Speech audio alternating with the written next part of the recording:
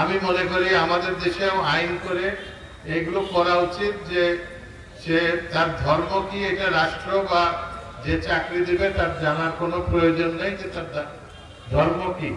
সে মানুষ, সেই হিসাবে তার যোগ্যতা থাকলে সে চাকরি পাবে। মহিলাদের ক্ষেত্রেও সে বিবাহিত না অবিবাহিত এইটা জেনে সরকারের অথবা যে স্কুল কলেজ যেখানে চাকরি হবে সেটা জানারও তার প্রয়োজন নেই। আপনারা তো আগে আমাদেরকে ভোট দিচ্ছেন, আমাকে ভোট দিচ্ছেন, এখানে নিশ্চয়ই অনেকে ভোট দিচ্ছেন। তখন কেমন ছিলেন আপনারা? ভালো ছিলেন? আলহামদুলিল্লাহ ভালো ছিলেন। নিশ্চয়ই কোনো চাকরি দেওয়ার জন্য কোনো টাকা দেওয়া লাগে নাই। আমাকে কোনো টাকা দেওয়া লাগছে চাকরির জন্য? মন্দিরে টাকার জন্য, কোনো গম দেওয়ার জন্য টাকা দেওয়া লাগছে? তো ইনশাআল্লাহ আগামীতেও যদি আপনারা আমাকে ভোট দেন, আপনারা এইভাবে থাকবেন, শান্তিতে থাকবেন। আমরা সবসময় মানুষকে মূল্যায়ন করার চেষ্টা করি মানুষ হিসাবে।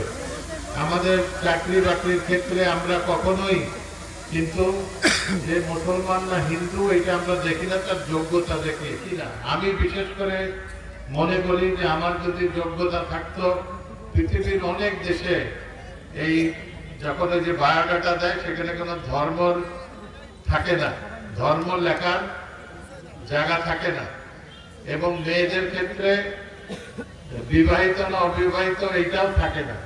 আমি মনে করি আমাদের দেশেও আইন করে এগুলো করা উচিত যে সে তার ধর্ম কি এটা রাষ্ট্র বা যে চাকরি দিবে তার জানার কোনো প্রয়োজন নেই যে তার ধর্ম কি। সে মানুষ, সেই হিসাবে তার যোগ্যতা থাকলে সে চাকরি পাবে।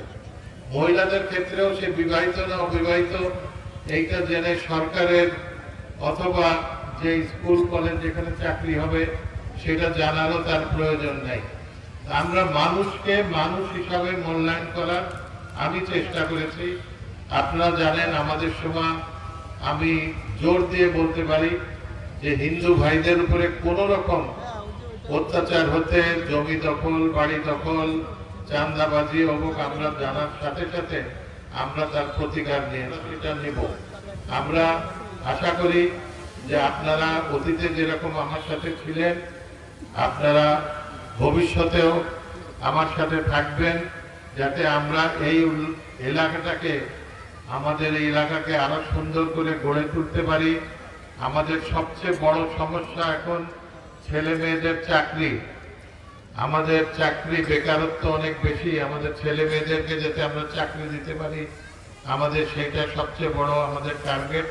এবং আমারও প্রচেষ্টা থাকবে যে ছেলে মেয়েদেরকে চাকরি দেওয়া এবং ভালো শিক্ষিত করা, বিদেশে পাঠানো। আমাদের টার্গেট থাকবে যে যত বেশি ছেলে মেয়েদেরকে বিদেশে পাঠানো যায়। আশা করব যে আপনারা আমাদের সাথে থাকবেন, আমার সাথে থাকবেন।